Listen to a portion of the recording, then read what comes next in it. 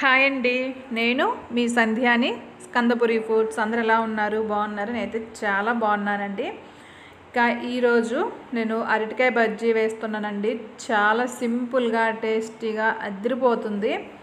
ఇప్పుడు రోజు కాకపోయినా రోజు మార్చి రోజైనా వర్షాలు పడుతూ ఉంటాయి కదండి. వర్షం పడ్డప్పుడు వేడివేడిగా ఏదైనా ఈవినింగ్ టైంలో స్నాక్స్ తినాలి అనిపించినప్పుడు మనందరం మిరపకాయ బజ్జీ లేదంటే ఆలు బజ్జీ ఇలా డిఫరెంట్గా చేసుకుంటూ ఉంటాం కదా.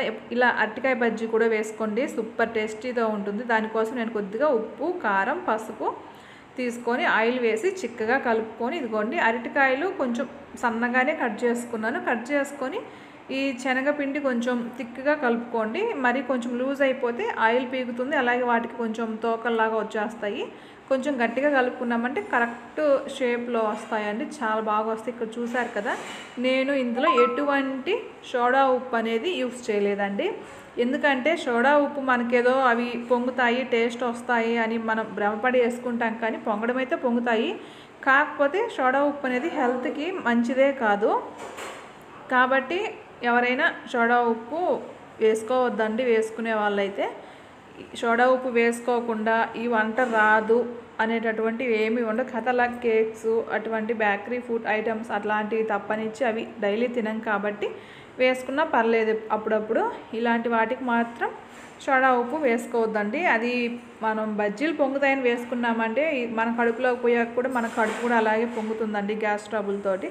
కాబట్టి సోడా ఉప్పు ఎవరు యూజ్ చేసుకోకుండా ఇలా సింపుల్గానే వేసుకోండి. చూడండి, నేను సోడా ఉప్పు వేయకుండానే నాకు బాగానే పొంగాయి. అలానే టేస్ట్ లేకుండా ఏం లేవు కదా, టేస్ట్ ఉన్నాయి, అలా క్రిస్పీగా ఉన్నాయి. కాబట్టి సోడా ఉప్పు యూజ్ చేయొద్దండి. ఇలా నేను ఒక ఫస్ట్ రౌండ్ తీసేసాను కదా, మళ్ళీ సెకండ్ రౌండ్ ఇంకొక ట్రిప్ వేసేసుకుందాము.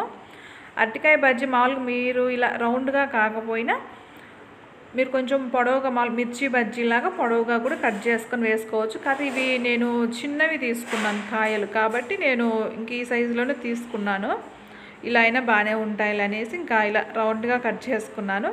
ఇవి కట్ చేసుకున్న తర్వాత మనం డైరెక్ట్గా అలాగే ప్లేట్లో ఉంచేయకుండా కొద్దిగా పసుపు, ఉప్పు, నిమ్మరసం కలిపిన వాటర్లో కనుక వేసేసామంటే అరటికాయ ముక్కలు బ్లాక్ కలర్లోకి మారకుండా ఉంటాయి, లేదంటే చాలా ఫాస్ట్గా కలర్ షేడ్ అవుతుంది. ఇక్కడ చూసారు కదా, వాటర్లో నేను అరటికాయ ముక్కలకి పసుపు, ఉప్పు, నిమ్మరసం కలిపేసి వాటర్లో వేసి ఆ నీళ్ళల్లో నేను అరటికాయ ముక్కలు వేసుకున్నాను. కలర్ చూడండి అలాగే ఉన్నాయి, కలర్ ఏం మారలేదు. చూసారు కదా ఎంత బాగా పొంగుతున్నాయో బజ్జీలు. ఇలా చేసుకున్నారంటే చాలా సింపుల్గా టేస్టీగా బాగుంటాయండి. హెల్తీ కూడా. మనం సోడా ఉప్పు అవి ఇవి వేసుకున్నామంటే అనవసరమైన హెల్త్ ఇష్యూస్ వస్తాయి. మన హెల్త్ని మనం పోగొట్టుకున్నట్టండి చేతులారా.